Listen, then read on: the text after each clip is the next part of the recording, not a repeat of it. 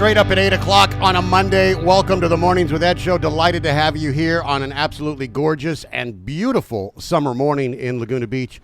As we do each and every Monday, it's time for the Artist Corner, brought to you by the folks at the Honarkar Foundation for Arts and Culture, raising the bar of the art that we experience, and definitely a bar raiser in our community and throughout the art world is Andrew Myers. We've had Andrew on the show before, and I can't get enough conversation with him in just one segment, so we've got him back. Good morning, Ed. Good morning, Andrew. How are you today? I'm doing great. Good. Thank you. Thank you for being here. I really appreciate you taking the time to be here today. Always my pleasure. All right. So a couple of Saturdays ago, you had probably the most populated, the most significant opening of an exhibition so far at the Honarkar Foundation.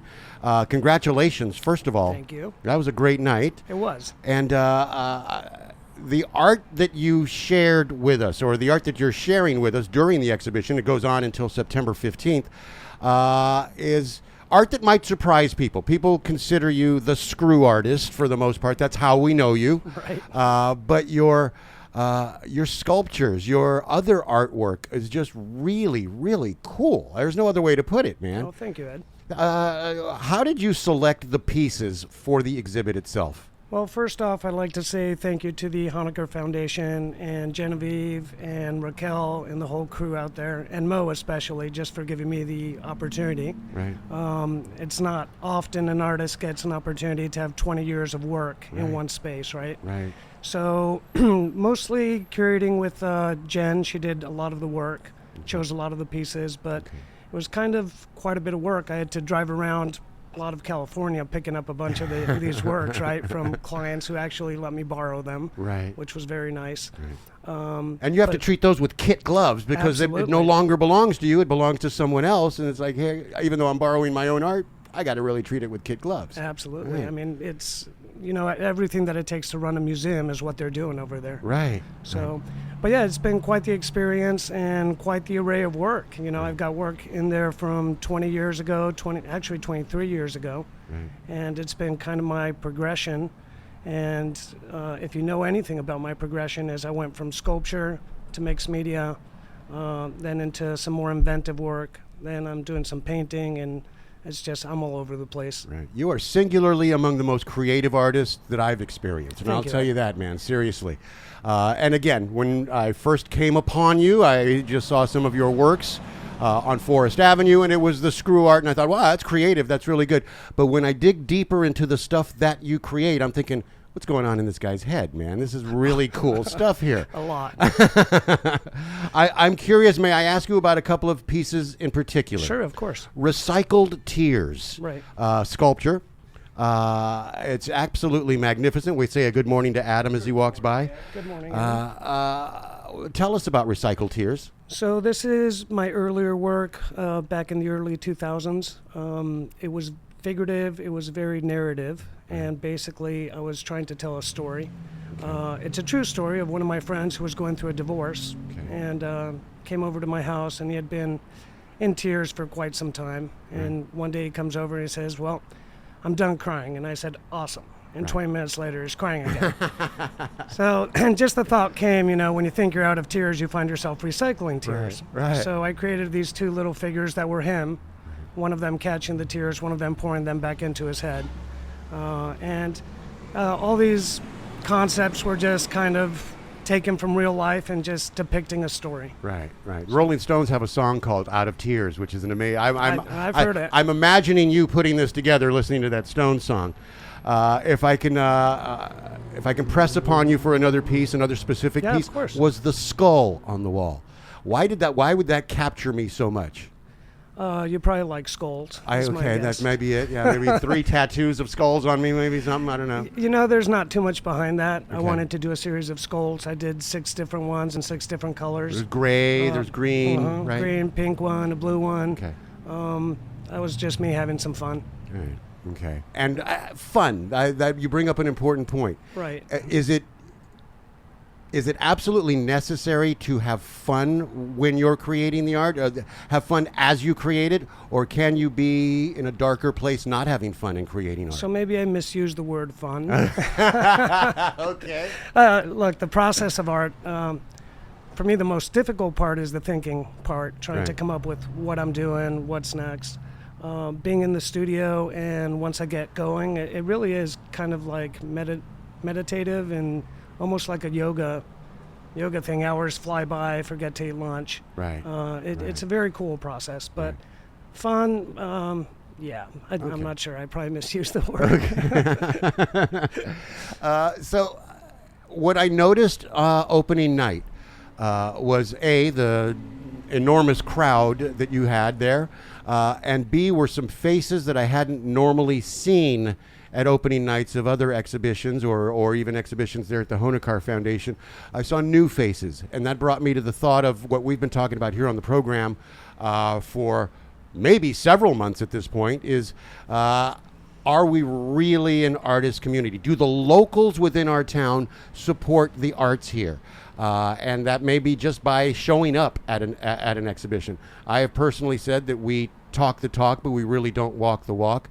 A recent survey that the city has given out, well, only 11% of those respondents considered that affordable live workspaces for artists was even a priority. So Right. if the other 89% aren't thinking that, are we an actual artist community in Colony here? Ooh, so this is a deep, dark question. I'm not sure how much trouble you want me to get in.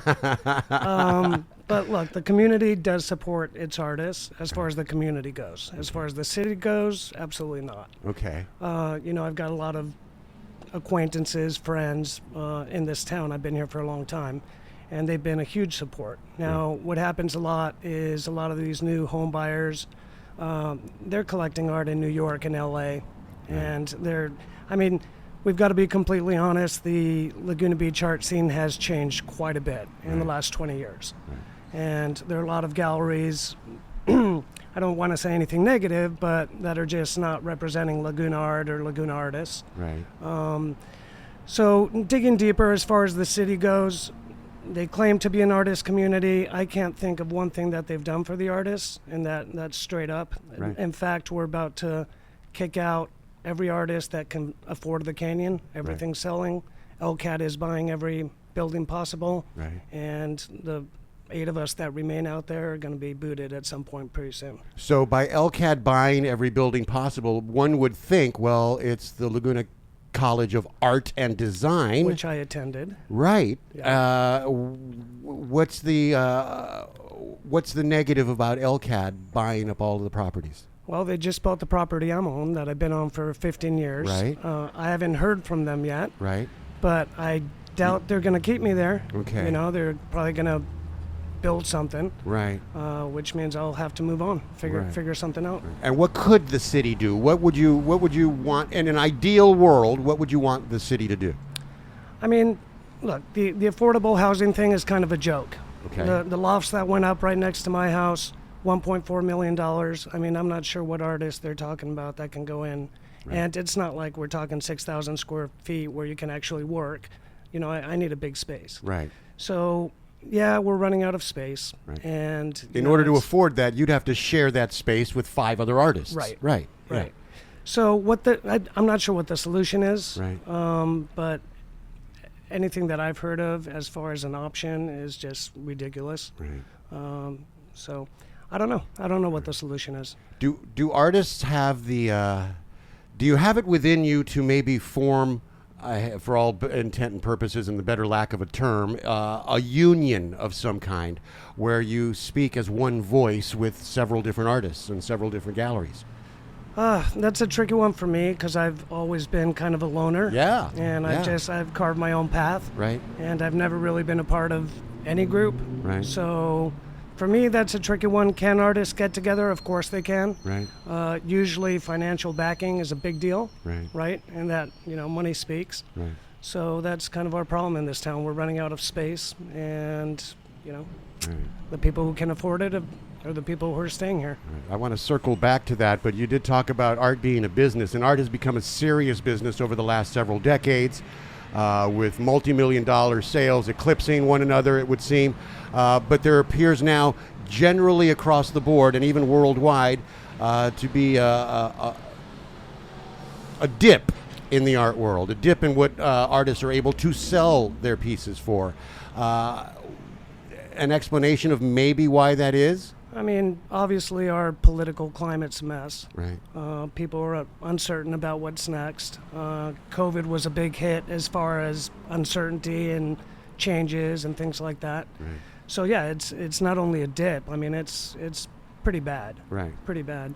So a lot of artists are struggling right now, but what I say is the first thing to, create a business in art is have a good product. Right. So if you're not selling, take some time to better your art and make the best product you can make. Right. Because when those highs come, and they do, because this art thing is a roller coaster. Right. And there are great highs. Right. So just be prepared. In your gallery, and how has your gallery been doing this summer? We're surviving. Okay. I'm not driving around in a Rolls Royce. Right. I noticed no gold chains on your neck. I had to sell those to pay rent. Okay. And what, even just the casual observer, what are they drawn to? As far as what? As far as the art that is in your gallery, are they more drawn to the screw art or the sculptures, or do you find more questions about one or the other? It's all over the board. Right. I feel like the screw art gets them into the gallery. Right. But everyone has a different taste. Right. And some things that I just don't like at all. Right. People love. Right. And it's how it is. It's art. Right. And what you're exhibiting at the Honarkar Foundation, is it all art that's already to other clients that already other clients have, or is there art that's for sale from the Honarkar There's Foundation? quite a few pieces that are for sale. Okay. Yeah, I got lucky with the timing of this show that I actually had more inventory than I've had my whole life. Okay. So we were able to fill the space, but yeah, there are quite a few available pieces. Okay. And the show runs until September 15th. Uh-huh. What's on the horizon after September 15th for you? Another tricky question. Okay. You work real hard to get to this show. Right. And then when it happens, it's a huge high, and the Monday after is a pretty big low. Right. So I've got to figure out to see what's going to happen with my space in the Okay. canyon. All right. So that's next. And the thing about me is I always stay busy. Right. I'm going to keep working. Nothing big planned. A few trips, Right. a few vacations. Right. But yeah, just stay busy. All right. So George Dubin is spearheading a land trust Yes. thing. Are you a part of that? Or? I called George maybe 2 weeks ago. We're supposed to sit down. We'll do that, and Right. however I can help, All right. I'll be there. All right. And likewise with you. However we can help here at the radio station, Thank you, Ed. please let us know. I will. I'll keep you posted on what's going to be happening in the canyon All as right. far as my space All and right. and other things. But If I get somebody from LCAD on here, would you be willing to come and sit next to them and chat? I would absolutely love that. Let's do that then. Let's right? do that. All right. Yeah. His name is Andrew Myers. He is an amazing artist, and you can catch him until September 15th at the Honarkar Foundation for Arts and Culture. I am not kidding when I tell you this. Dude, you rock. All right. Thanks, Ed. Andrew Myers, guest this morning on the Artist Corner. Thanks, Andrew. 8:13 the time. It's the Mornings with Ed show on the all-new Voice of Laguna. I love it.